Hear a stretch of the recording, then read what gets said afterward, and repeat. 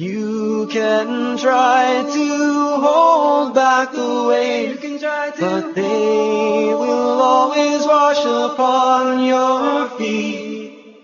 Two waters flow with a barrier in between, the salty sea and rivers fresh and sweet. Two waters flow with a barrier in between. Bismillah, wassalatu wassalamu ala rasulillah. Dear brothers and sisters, welcome and assalamu alaikum wa rahmatullahi wa barakatuh. Welcome to a brand new episode of Contemporary Fiqh Issues. We have with us again our guest, Sheikh al-Fadl, Sheikh Asem bin Luqman al-Hakim. Sheikh Asem, welcome. Jazakumullah khair, and thanks for having me. Sheikh Asem is a well-known speaker and da'i who has traveled extensively across the globe, giving lectures and motivational speeches on different subjects from fiqh to aqidah.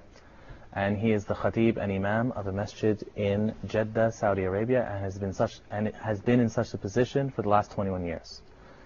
Today, inshallah, we'll be discussing the issue of reproduction with our sheikh. But before we go on to the discussion, inshallah, we'd like to just show a report with Dr. Ihab Samaha. Let's go to the report, inshallah. Allah Ta'ala, Allah Ta'ala. My name is Ihab Samaha. I am a lecturer and consultant of obstetrics and gynecology. Today we are going to talk about IVF, which is an abbreviation for in vitro fertilization. But before getting into IVF, we have to do a very small introduction about infertility. Infertility can be divided into primary or secondary infertility, and it is defined as primary infertility actually is defined as inability to conceive during or after 1 year of marriage, and its instance is about 10 to 15% in couples, in all couples, during their reproductive years of age. Fecundability, on the other hand, is defined as the ability to conceive. And the ability to conceive is about 20 to 25% in all couples during their reproductive years of age. About 50% of all females during their reproductive years of age will get pregnant during the first 3 months of pregnancy, of marriage, and about 75% will get pregnant in about 6 months. And more than 85% will get pregnant after 1 year of marriage. Of all these 10 to 15%, half of them will get pregnant spontaneously during the 2nd year of marriage. There are many causes for infertility. It could be ovarian causes like polycystic ovarian disease, like hypothalamic pituitary dysfunction, like uterine causes, like tubal causes, fallopian tubal causes, endometriosis, and treatment is usually is really variable. It depends upon diagnosing each case, but at the end we might need to do an induction of ovulation. It's one of the line of management, or we might need to do what we call ART, or assisted reproductive techniques. Assisted reproductive techniques can be subdivided into egg and embryo cryopreservation, testicular sperm extraction, pre-implantation genetic diagnosis, intrauterine insemination, and IVF. There are many types of IVF, like what is called GIFT, or gamete intrafallopian transfer, and second type is called ZIFT. It's zygote intrafallopian transfer. The third type is called ICSI, which stands for intracytoplasmic sperm injection. In order to do ICSI, or intracytoplasmic sperm injection, we have to prepare the female by controlling all her hormones. We give her drugs to inhibit all the endogenous release of hormones from the pituitary and from the ovary until we reach multiple ovums from the ovary. Then we do what is called oocyte retrieval, and it's done can be done under general anesthesia or local anesthesia or without anesthesia. We use a vaginal ultrasound to aspirate the oocytes. Then we take the oocytes to the lab.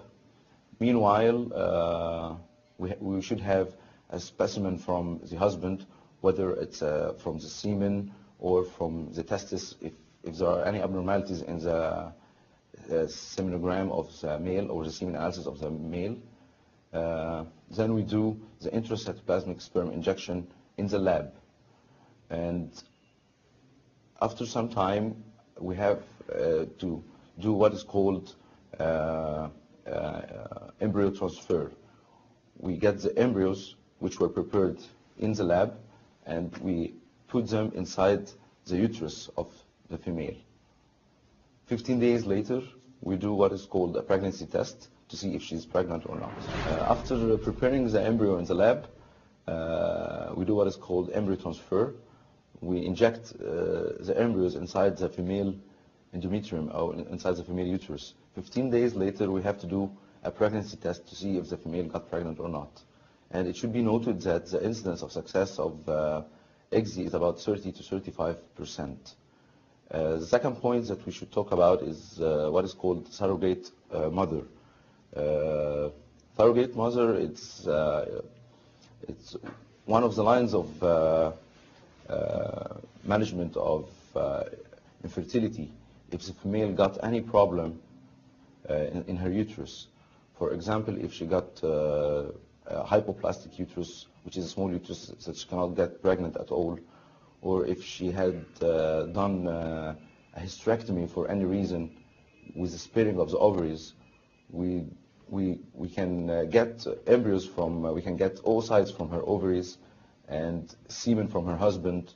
Then we prepare for IVF and inject the embryos inside another uterus or a uterus of another female. That is what's called surrogate mother. It also can be used if we have frozen embryos or cryopreserved embryos or eggs, can be used after death. We can get the semen from the father and the frozen embryos and inject them into a surrogate uterus. Allah Ta'ala, Allah Ta'ala. Assalamu alaikum wa rahmatullahi wa barakatuh. Welcome back. We have with us Sheikh Asem bin Luqman al-Hakim. We just saw the report, Sheikh Asem, by Dr. Ihab Samaha regarding the complications of reproduction and how to deal with them. If you could elaborate for the Islamic issue on reproduction or having children and how this relates to Islam. بسم الله الرحمن الرحيم الحمد لله رب العالمين وصلى الله وسلم وبارك على عبده ورسوله الأمين نبينا محمد وعلى آله وصحبه أجمعين. First of all, we have to understand that whatever state a person is in, it's because Allah Azza wa Jal's judgment for him was for the best. Yet this does not mean that we should not strive and do our best to change it within the boundaries of Islamic laws. Allah the Almighty tells us in the Quran, to Allah belongs the kingdom of the heavens and the earth. He creates what He wills, subhanahu wa ta'ala. He bestows female offspring upon whom He wills, and bestows male offsprings upon whom He wills. Or He bestows both males and females, and He renders barren whom He wills. Verily, He is the all-knower and is able to do all things.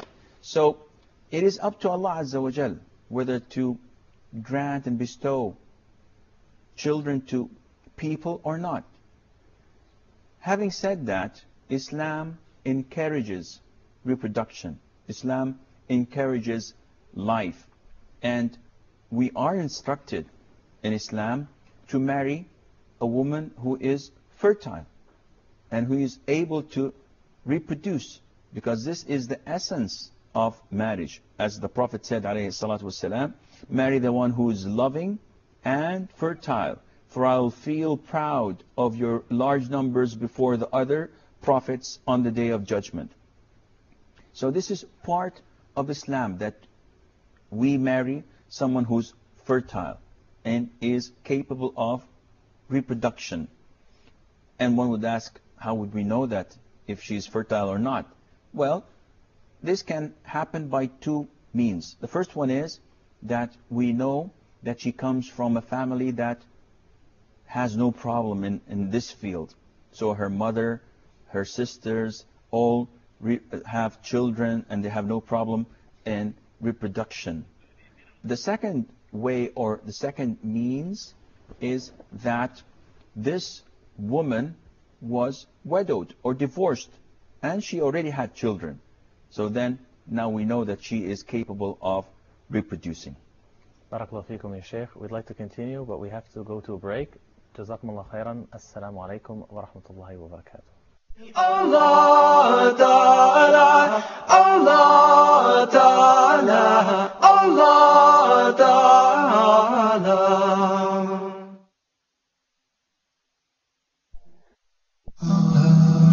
Virtues of Ramadan. The month of Ramadan is the best month of the entire year according to Islam. It has many virtues that Muslims should benefit from. Do not lose the chance of this blessed month and join Dr. Haitham Al-Haddad in his program Virtues of Ramadan. Ramadan is a very unique opportunity for all of us. It is a very unique occasion for all Muslims all over the world. We are going to discuss certain issues related to Qiyamul Layl and how to observe the night prayer. We are also going to speak about Zakah, inshallah. We are going to speak about Sadaqah. Virtues of Ramadan, in Ramadan on Huda TV.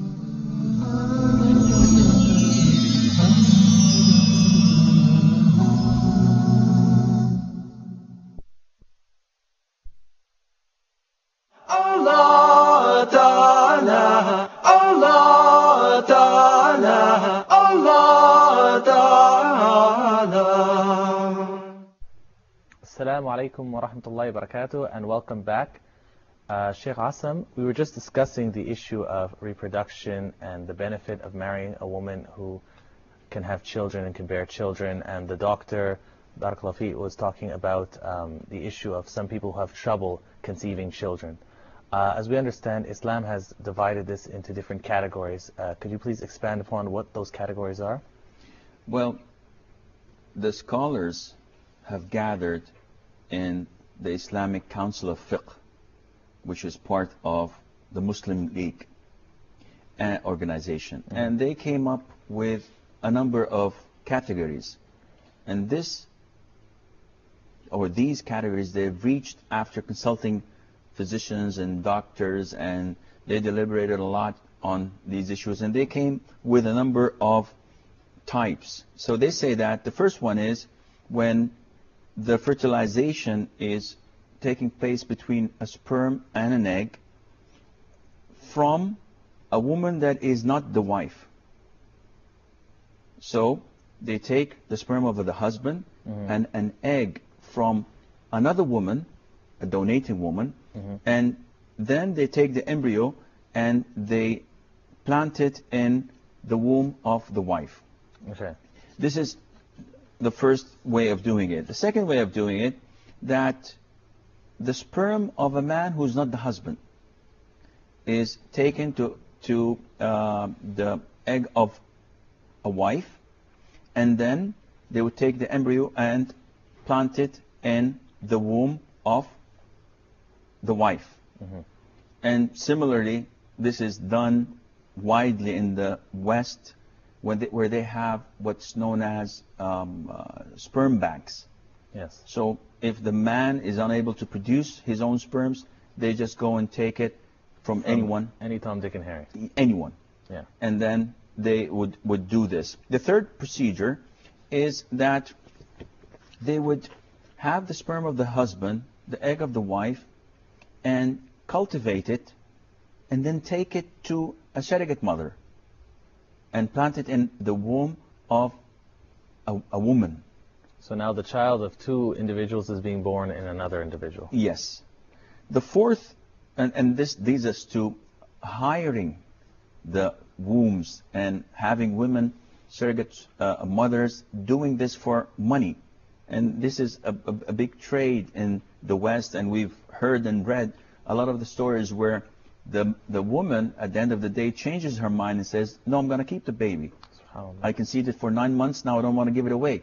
And the parents are saying that this is ours. It's our DNA features in it. It's the man's sperm and the woman's, the wife's eggs.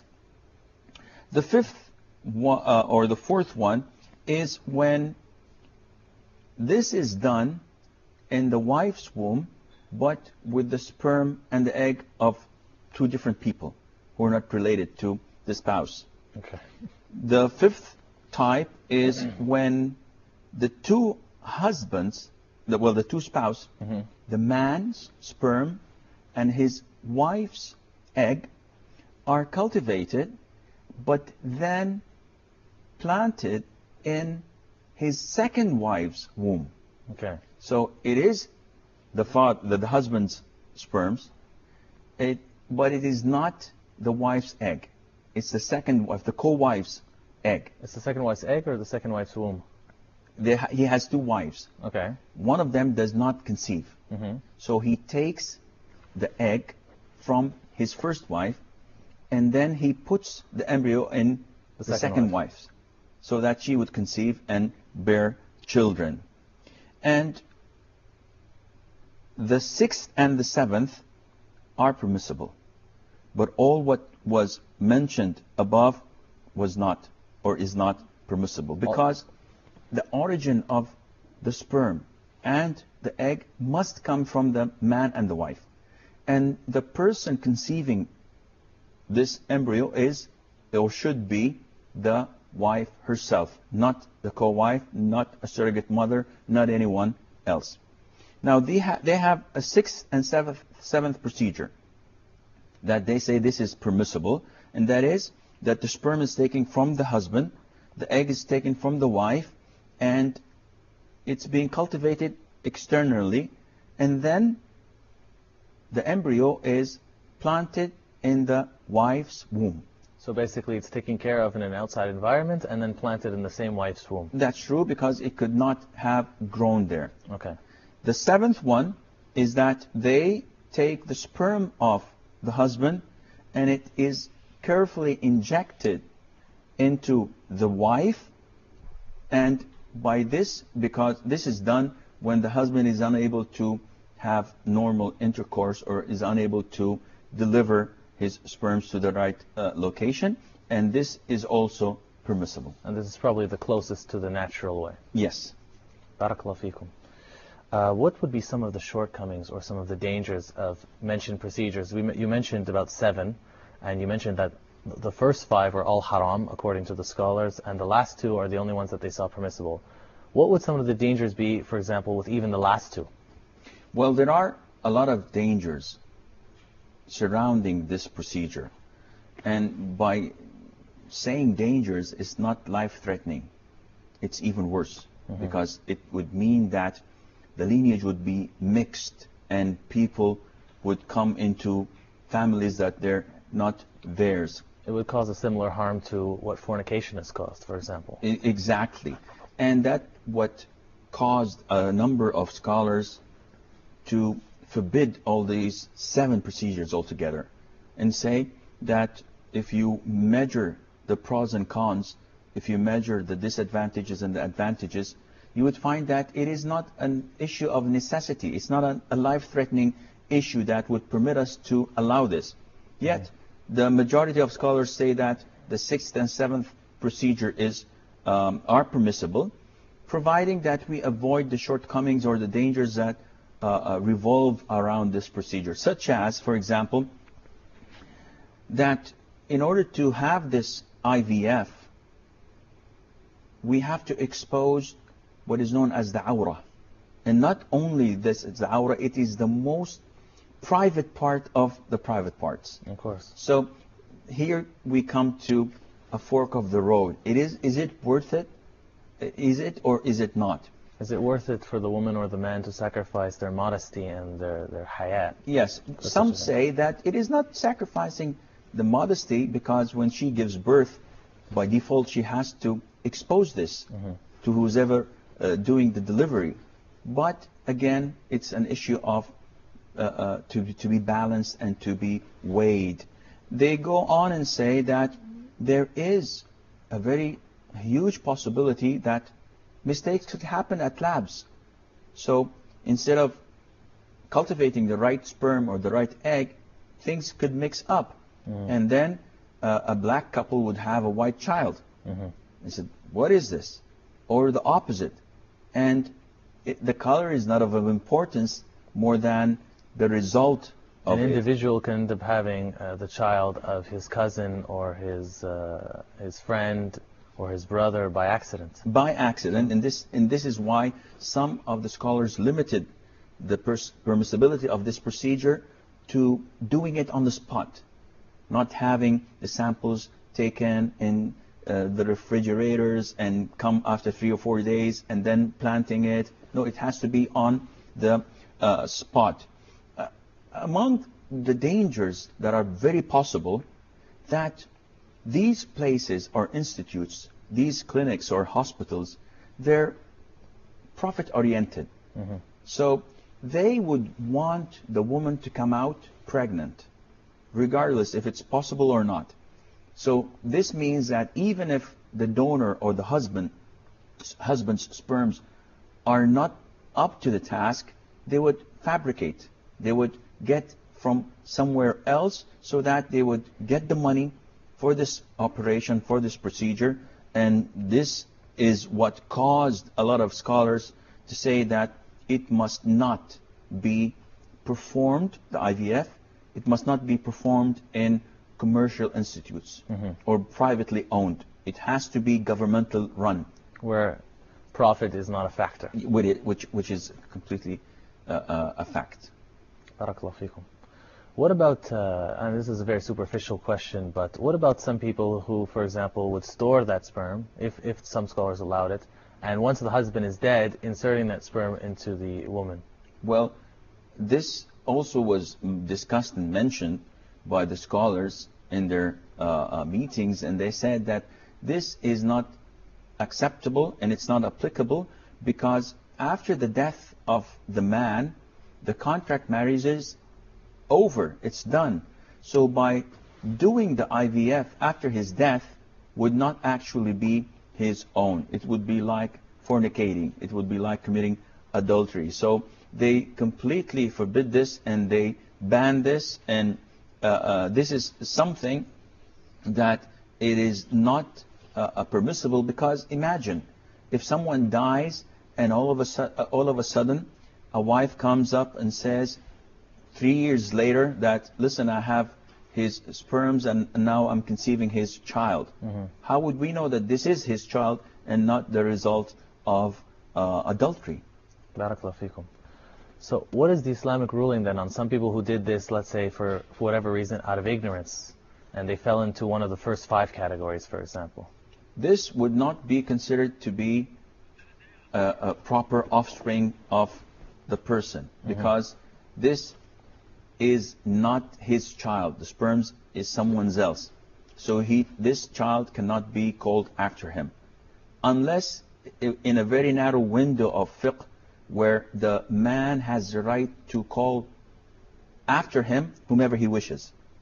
So he can give him his name. But this is a minor opinion. But this is a very minor opinion. So what's to be done with the child? Should they be given to an adoption agency? Should that couple raise that child? Well, the mother is the mother, without any doubt, because the egg was her. She conceived the child. But the problem is with the father. He is not the biological father, and it was a result of someone else. So he cannot be called after the person, and that this person should not treat him as his own child. So he should be called after the mother, as in the times of adultery. If a woman fornicates and bears a child, who is he called after? Definitely not the biological father, because he has nothing to do with it. He's to be called after his mother. And in this case, because of the misconception, because of the error and ignorance that resulted of this child, there might be a way to have this child called after the husband, who is not the actual biological father. And if he accepts this and he calls him after him, he's called after him.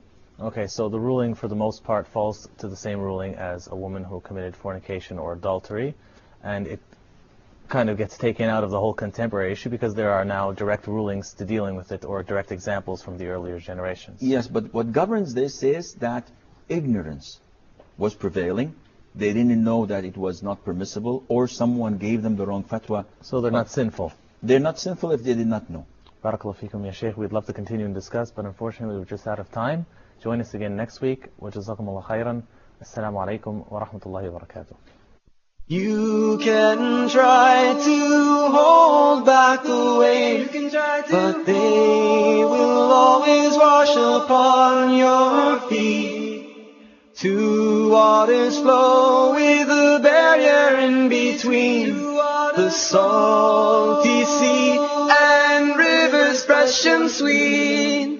Everything Allah commands to be will always become a reality. Everything Allah commands to be will always become a reality. Allah Ta'ala, Allah Ta'ala, Allah